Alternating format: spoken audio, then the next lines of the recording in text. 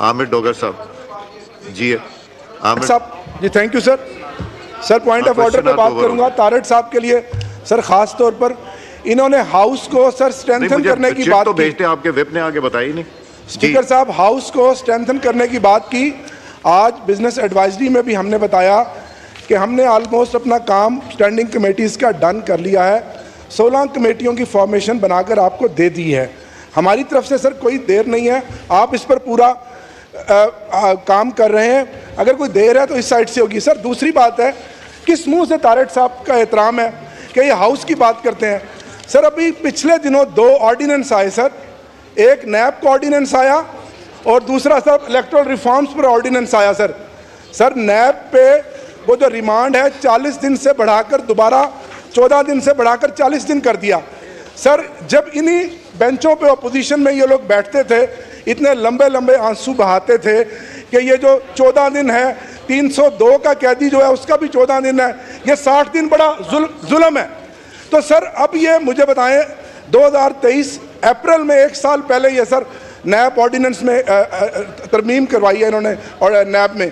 तो सर 1 साल के बाद कौन सी क़यामत या इमरजेंसी आ गई है कि उस 14 दिन को फिर 40 दिन के लिए कर दिया? क्या है वो? है कैदी नंबर 804 का डर और खौफ। वो इमरान खान को बहादुरों की तरह जेल में बैठा हुआ है। और सर ये जितने मर्जी झूठे मुकदमात बना दें, तोशा खाना की और मुकदमात बना दें, कादर यूनिवर्सिटी का बना दें, सर वो बहादुरों की तरह जेल काट रहा है। जो साइफर केस का हाल हुआ है वो इन झूठे और बेबुनियाद केसों का होगा। सर अब मुझे बताएं कि लॉ मिनिस्टर साहब क्या उस 14 दिन के रिमांड को डिफेंड करेंगे या 40 दिन के रिमांड को डिफेंड करेंगे? यही लॉ मिनिस्टर थे उस वक्त सर। सर दूसरा ऑर्डिनेंस है सर, वो इलेक्टोरल रिफॉर्म का। जनाब स्पीकर 2013 की असम्बली में मैं था, मैं आपको क्रेडिट देता हूँ, आपने बड़ी सिंसियर एफर्ट से एक parliamentary committee for electoral reforms बनवाई। सर इसहाक डार साहब उसके चेयरमैन थे।